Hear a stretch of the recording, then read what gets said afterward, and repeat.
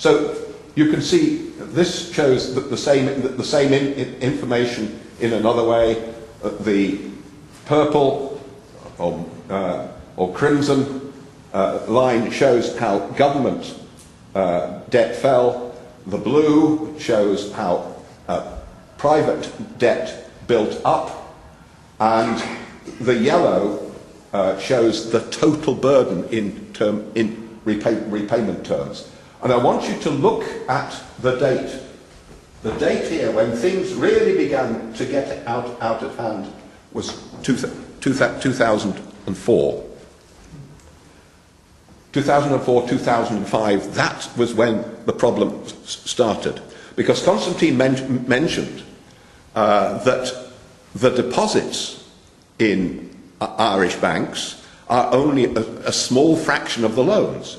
What happened was we began to run a balance of payments deficit on the current account, and this is what this shows. So you can see that we were more or less in balance up to 2004. But from 2004 onwards, we went heavily into the red on the current account. And that was financed by the banks borrowing money in to lend out to us.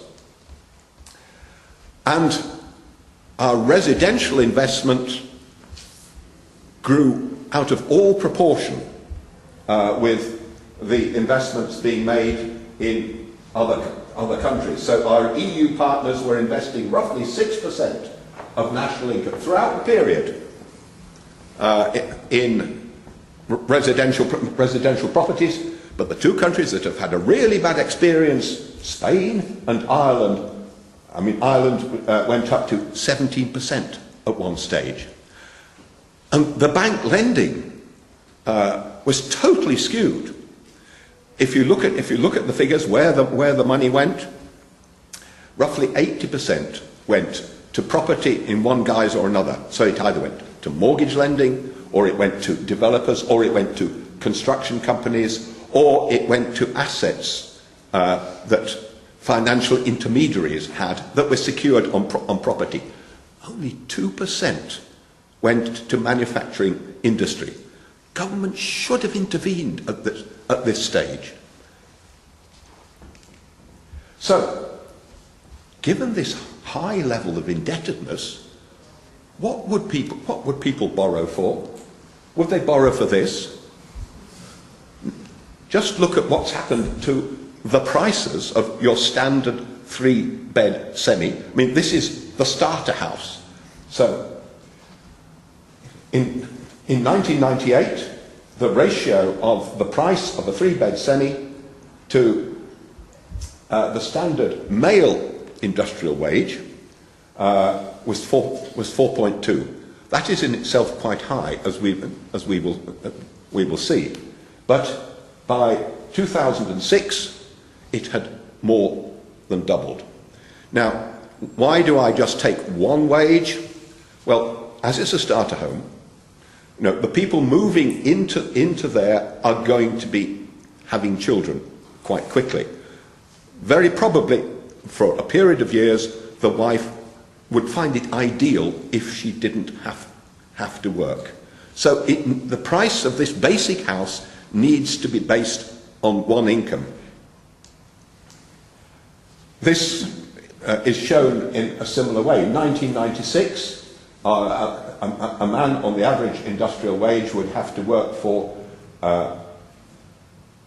almost 4 years, 209 weeks to buy a house. By 2007, that had more than doubled. It had gone up to 472 weeks, and that would have taken the whole of his income. Now, houses also got very, very much bigger. And so, for a long time in Ireland, the house prices in 1970 money was hovering about the £10,000 mark.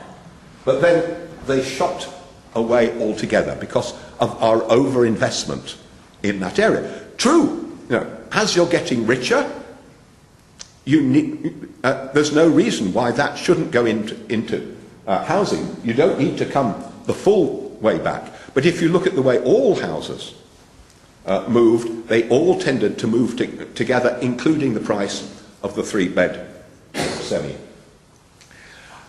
And we became out of step with international norms.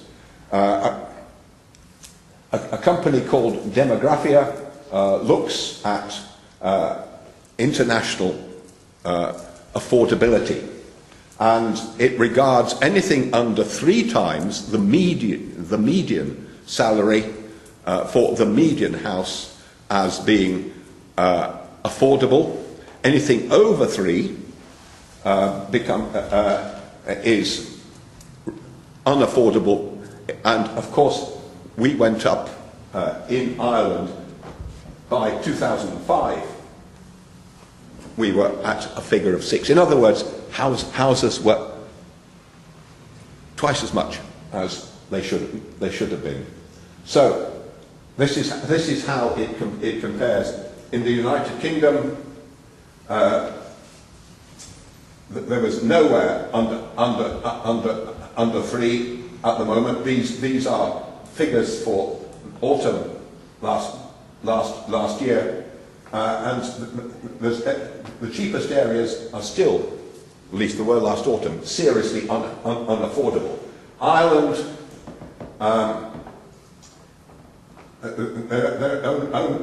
only look at 5 areas, of which the majority, 3 out of the 5, are severely unaffordable, and 2 are seriously unaffordable.